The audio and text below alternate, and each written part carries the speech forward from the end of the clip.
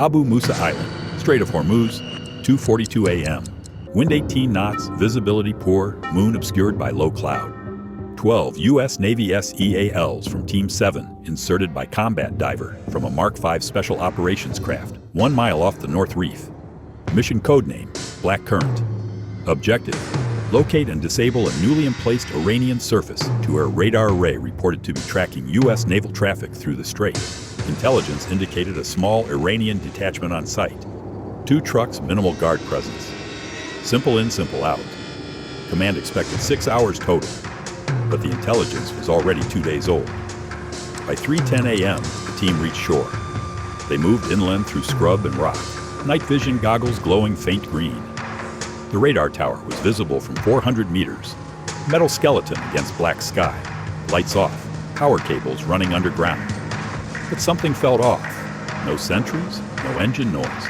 Lieutenant Brandon Cole ordered a perimeter check. 30 seconds later, Petty Officer Landers whispered over comms.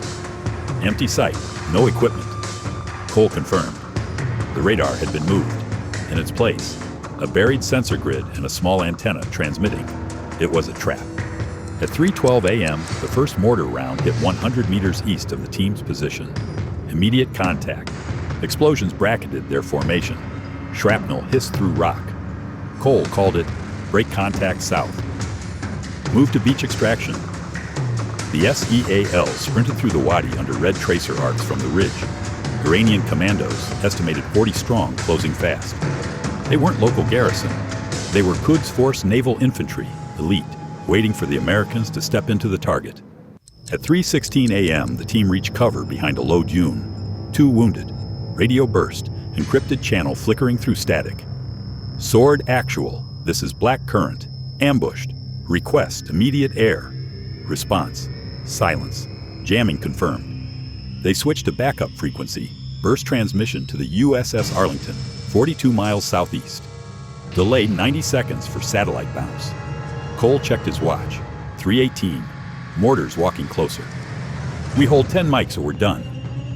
The team laid out defensive arcs, machine guns set in shallow depressions. No moonlight, just the shimmer of heat from detonations. Iranian troops advancing in 2 lines, firing controlled bursts. Precision. Trained. Cole ordered controlled fire, no waste. 2 Iranians dropped at 200 meters. Still they advanced. They're not here to harm us, Landers muttered. They're here to grab us. Cole knew it. Capture meant propaganda. At 3:23 a.m., a high-frequency tone sliced through comms. Jamming lifted. Arlington's response came through. Flat, calm. Black Current, air inbound.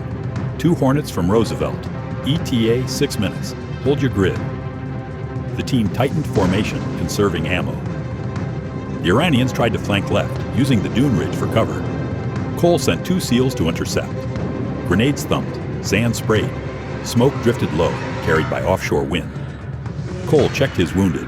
Minor leg shrapnel, 1 with fractured arm. Still in fight. At 3:26 a.m., Iranian fire intensified. They were closing. Cole looked up and saw faint strobes high above. The Hornets were coming. 3:29 a.m. Twin FO-18s from Carrier Air Wing. 11 dropped from 8,000 feet, running dark, guided by infrared. First pass, no ordnance, just sonic intimidation. The roar cracked the night open. Iranian troops hesitated. Second pass. Flares blinding the battlefield. The Iranians scattered back toward the ridge. Cole took the window. Move now. They broke south again, using the confusion. 2 miles to extraction point. The Hornets turned for a third run, releasing laser-guided bombs on the mortar position. 2 detonations. Secondary explosions followed. Ammunition cook-off. But as the team neared the beach, new contacts appeared on thermal. Fast boats. At 3:35 a.m., 5 Iranian Boghammer boats raced from the harbor. Lights off, closing fast on the extraction zone. The SEALs reached the sand line, signaling their Mark V support craft via IR strobe. But the Mark V had pulled back due to heavy radar returns, enemy patrols sweeping. Cole called for alternate extraction, V-22 Osprey from the Arlington. Estimated arrival 3:46, 11 minutes. Longest 11 minutes of their lives. The SEALs dug in on the beach, forming 180-degree security facing seaward. Behind them, inland, Iranian troops regrouped, closing again. They were trapped between land and sea. 3:37. First exchange of fire with the boats. Heavy machine guns lacing the beach. The SEALs responded with M240 fire, tracer streaks cutting through darkness. 2 Iranian craft hit, veering off burning. But more arrived. Cole radioed, "Black current holding extraction zone. Multiple hostiles. We need those Ospreys now." The reply was clipped. 2 inbound, 4 Cobras escorting, ETA 8 minutes. He watched the horizon. The Hornets were gone, fuel low. Silence returned, except for surf and gunfire. Then a flare went up from the Iranian side, red, drifting slowly down. That was the signal. Dozens of small silhouettes moved along the dunes. 3:39 a.m.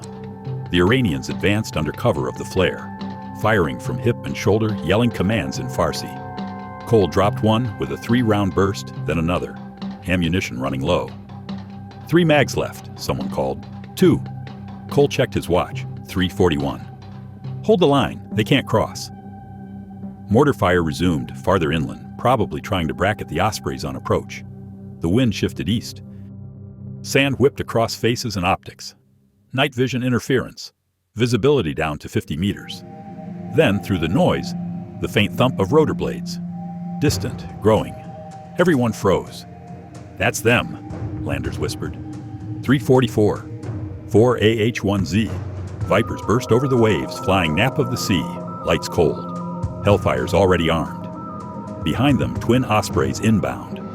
The Vipers opened with rockets striking the beach line behind the SEALs, cutting off the Iranian pursuit.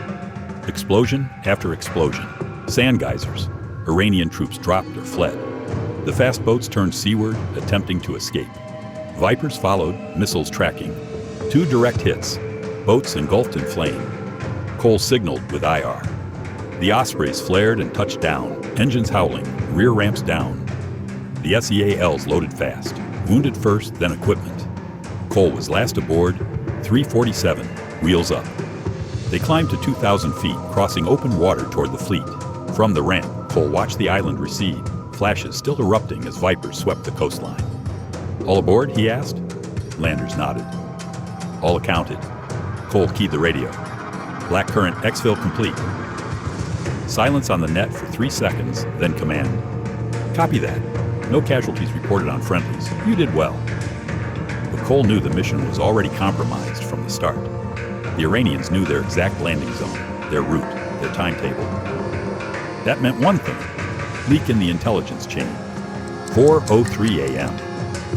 Aboard USS Arlington, debrief began immediately. Data drives from the site were examined, one recovered from the buried transmitter. Inside, encrypted logs traced to a frequency associated with Iranian cyber warfare division. They hadn't just laid a trap, they'd used the SEAL team as bait to monitor U.S. response times, comms encryption cycles, and air support latency. Every transmission, every call for extraction was logged by Iranian SIGINT stations on the mainland. It wasn't a failed mission, it was a test, and America had just shown its playbook in real time.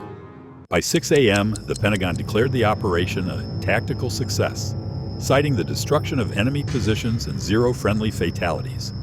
But in classified briefings, analysts described it differently. Compromised exercise. Adversary achieved electronic dominance for 24 minutes. Those 24 minutes were enough to map the digital fingerprint of U.S. command networks in the Gulf. Iran's Revolutionary Guard had sacrificed men and boats to gather data. They knew exactly how long it took for American air to respond.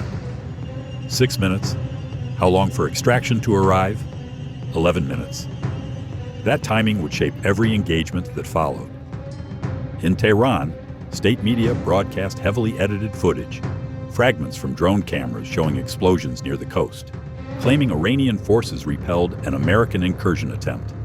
Grainy images, subtitles, triumphant music. But Western intelligence released alternate footage from Viper gun cameras, showing disciplined withdrawal, no American casualties, precision strikes neutralizing hostiles. 2 narratives, 1 battlefield. The truth lived somewhere in between. The U.S. escaped, but the Iranians learned. In warfare, data is currency, and tonight, Iran made profit.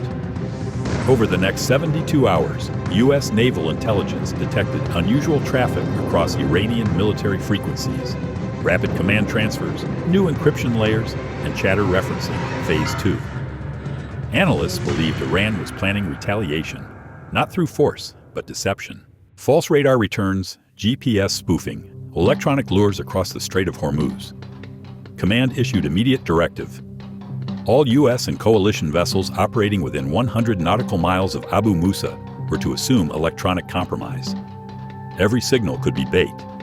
The invisible war had begun. December 10th, 2200 hours. A commercial oil tanker, Liberian flagged, reported being jammed and boarded 15 miles west of Abu Musa. Iranian patrols claimed the ship violated territorial waters. In reality, it was diversion, an attempt to draw U.S. naval focus while cyber units probed fleet comms again. The trap repeated itself, but this time the Americans anticipated it. The USS Roosevelt launched a pair of unmanned MQ-25 Stingray drones, programmed to mimic rescue transmissions. The Iranians bit, triangulating signals, revealing their electronic positions. Within 2 hours, those positions were wiped by Tomahawk strikes launched from a submerged attack sub. By dawn on December 11th, satellite imagery confirmed destruction of 3 Iranian radar posts and 2 command bunkers. Officially, no acknowledgement. Unofficially, message received. Iran's electronic warfare units went silent. Abu Musa returned to uneasy calm. Boats patrolling, radars scanning, soldiers watching horizons. But the rhythm had changed. The U.S. had answered not with firepower, but precision. Digital counterstrike masked as silence. In Washington, analysts reviewed the operation chain again. Every engagement near the strait now carried the same conclusion. The first to speak loses. For the 12 SEALs of Black Current, redeployment orders came within days. No public mention, no medals. Their mission remained classified, details buried in redacted files labeled Signal Vulnerability Study. They returned stateside, rotated into training commands, debriefed under non-disclosure. Lieutenant Cole wrote a single note in his after-action summary. Enemy ambush effective. Friendly extraction efficient. Operational compromise probable. That was all. Weeks later, an intercepted Iranian communique surfaced through Allied channels. Translation read, "Americans came, left, and taught us everything we needed to know." Intelligence analysts debated meaning. Some called it bluff. Others called it the beginning of a new doctrine, hybrid dominance through bait operations. Either way, Abu Musa was no longer just a rock in the strait. It had become the chessboard. Every move there now echoed across the Gulf. 3 months after the incident, U.S. Central Command quietly installed a persistent ISR presence over the area. Unmarked MQ-9 Reapers orbiting at 40,000 feet, invisible to radar. On shore, Iran reinforced its garrison, added missile batteries, and rebuilt the radar site that started it all. But something had changed in their behavior. Less aggression, more calculation. They understood now that every shot, every signal was observed. Every action invited response. In the cold logic of deterrence, both sides had learned restraint, not peace. Officially, Operation Blackcurrant never happened. No record in public logs, no reference in congressional briefings. Yet those who were there remember every second. The mortar whistle, the sand burning under rockets, the countdown to air support, the sound of the Ospreys lifting them out of hell. It wasn't victory or defeat. It was a reminder. The Strait of Hormuz remains the most dangerous 30 miles of water on Earth. Abu Musa still bristles with guns and radars. But now, behind every radar pulse, there's an echo from that night, a warning encoded in silence. When you bait the United States, expect them to learn faster than you do. 4:42 a.m. The island sleeps again. 12 SEAL safe aboard the Arlington. The Iranians bury their fallen at dawn. Satellites drift overhead, unblinking. In the stillness, both sides prepare for the next test. Because in the Strait of Hormuz, calm isn't peace, it's reload.